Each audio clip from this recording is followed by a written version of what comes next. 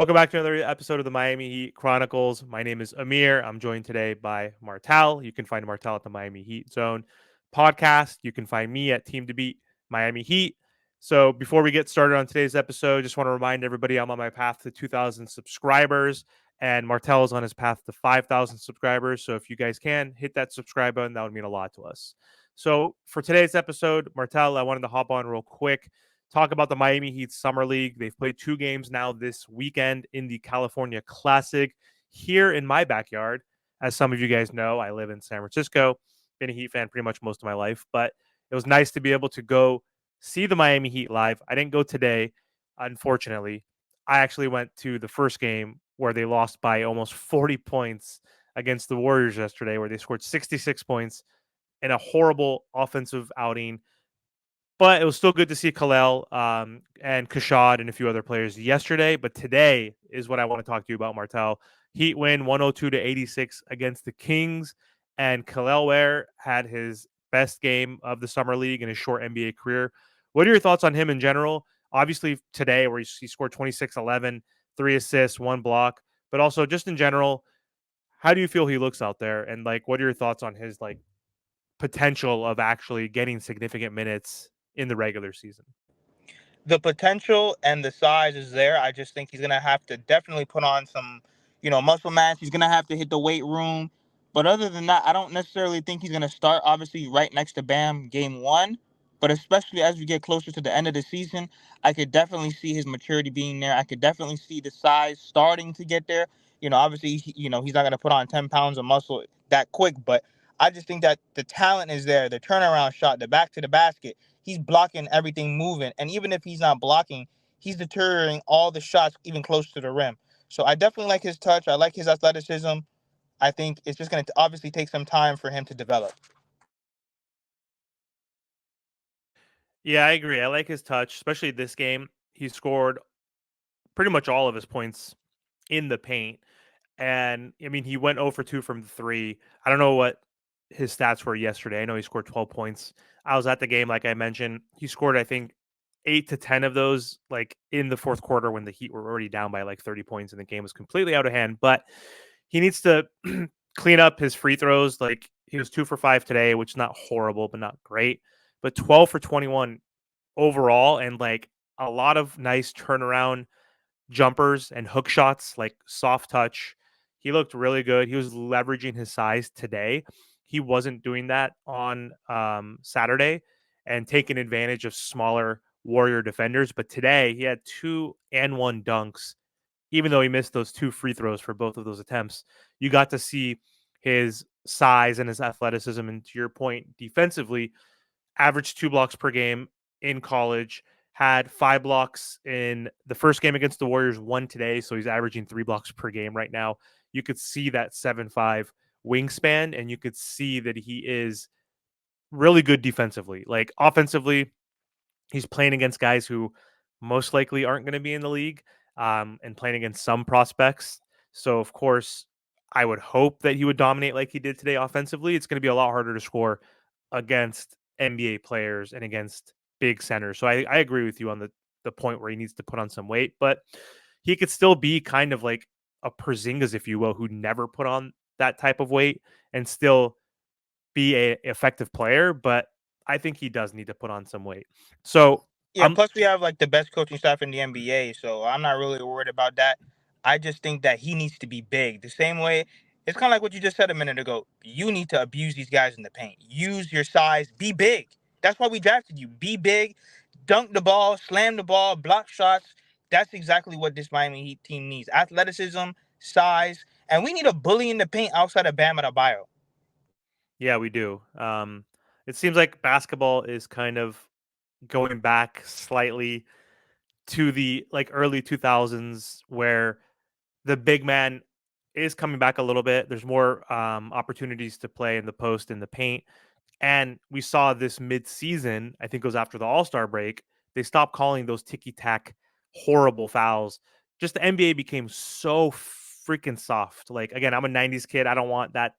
I don't want the 90s physicality to come back where you could clothesline someone, right? But you saw Jimmy Butler getting to the line less and less and less, and players like that because they were calling less soft fouls, in the paint. They're letting it be a little bit more physical, which I actually do enjoy. So having a guy like Kalel who could potentially be physical, especially when he gets those mismatches, if he gets any small forwards or power forwards against him. Right now against a Joel Embiid, obviously a Joker, or any of the elite centers out there, and just in general, centers are a lot bigger than him. The true centers, not the ones that are like obviously undersized, like Bam Adebayo. So guys that are like that against guys who are 6'9", 6'10", he should be able to have an impact against them. So let me ask you this too. So there's other guys obviously that did well. Kashaw Johnson, he's interesting. So he is probably one of our top premier undrafted guys, along with Zion, Poland, and he did really well today too. And it was pretty cool. I got to sit next to his family yesterday, so I was at the game and I saw a bunch of folks come up in a combination of Arizona and San Diego State college jerseys that said Johnson on it, and they were like 3 feet away from me, and obviously cheering for Kashad. And I was able to talk to him, and his mom, his dad, his brother, like his aunts. They were all next to me, so it was a cool experience getting to talk to them, see their excitement, rooting for their son, and then obviously being Miami Heat fans. So he is someone that is intriguing. Of course, we talked about him defensively. Like he has shown in these 2 games that he could be a great on-ball defender. He's super athletic. Had one steal today, 13 points, 3 rebounds, 3 for 4 from three. That's the big key right there. He's not known for his shot, but if he could be a 3-point shooter, he could be that 3 and D guy that can be replenished back in our system of undrafted folks like Caleb Martin, who's gone now, like Haywood Highsmith, who hasn't signed anywhere but is most likely gone. So, what are your thoughts on him kind of replacing Hayward and Caleb as someone who could possibly be one of our 15? Because right now we waived Orlando Robinson today. So we have 13 spots technically left. We're going to have a hole if Haywood's gone, right? We need someone. What are your thoughts on him? That man, Kashad Johnson, he is nothing to play with. It's like what you said, the athleticism, the defense, and he has that NBA body. If he can get that 3-point shot to be consistent, Yeah, I think we honestly have another diamond in the rough because his IQ, his feel for the game, I just think that he has to brushing up just a little bit offensively. The offensive package isn't there, but he can definitely be that 3 and D type guy that the Miami Heat need. 100%. Yeah, he is just athletic. He had the second highest vert, I think, in the combine, and he's six Which six. that's what we need, bro. We need Yeah, someone that can dunk the ball. Like we don't have enough like athletic guys and athletes on this Miami Heat roster. We need guys that are gonna be steamrolling down the court and slamming the ball on somebody. That's what we 100%. need. And he can guard up and down. Like if we're gonna put him as our small four, like our small ball four at 6'6", like at least he's 6'6" and not like 6'4", He like has the Caleb. NBA body too. Yeah, and he's huge. Like I saw him in person. Like he is athletic. He's strong. He's gifted on the defensive end, which is good. He just needs to have the game slow down for him a little bit offensively and hit that wide open shot, right? We're not going to expect or call plays for him, obviously. So I like him. Last person I want to talk to you about real quick before we hop off is Palel Larson. So played 18 minutes today, 4 for 9 from the field, 1 for 1 from three, 9 points, 6 assists, 5 rebounds, 2 steals. So filling up the stat sheet in limited minutes to a certain degree. Um, but what are your thoughts on him? Like he had a tough game as everybody did, obviously on Saturday, right? We shot 9% as a team, scored 66 points total. He only had 8 points, but it was like 2 for 9 or something yesterday. So how do you feel about him and his play so far? He got that dog in him. You know what I mean? He's the guy that can do a little bit of everything. Rebounding, 3-point shooting is elite. The playmaking, he can give you defense. My thing about him is he has a high motor, and to be on the Miami Heat, that's what you need. You need a high motor, and you listen. This Miami Heat roster, we need guys that can do multiple things, and I think that's exactly what he brings.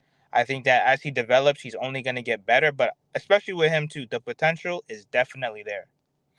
Yeah, he does have a high motor, and it was good to see him penetrate and didn't really finish a lot in the paint, but he was able to play downhill, get to the rim, got to the foul line, hit some threes here and there.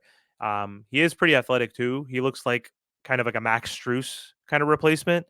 Um, he's not as elite of a 3-point shooter as Duncan Robinson at this point, but Duncan Robinson took time, as we have seen, to develop outside of a 3-point specialist, right? Like Duncan wasn't able to move off ball, like in terms of cutting, not like obviously on the 3-point line. He was obviously a really good movement player, but we see that he's like cutting now well off ball. He's obviously able to put the ball on the ground a little bit, distribute a little bit. So I think he could kind of replace Max Struess at this point potentially. So we'll see. But I like him as a second man off the bench, or third piece after. I think he'll probably be behind Duncan Robinson in the rotation realistically, but he's intriguing. So good outing for this Miami Heat summer league team. I'm happy these guys were able to bounce back.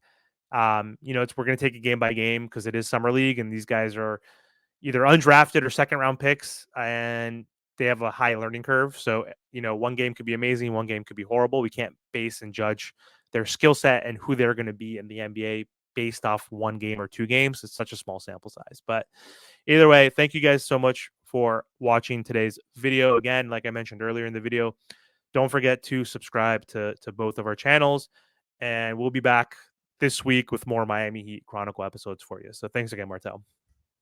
Like, share, comment, subscribe.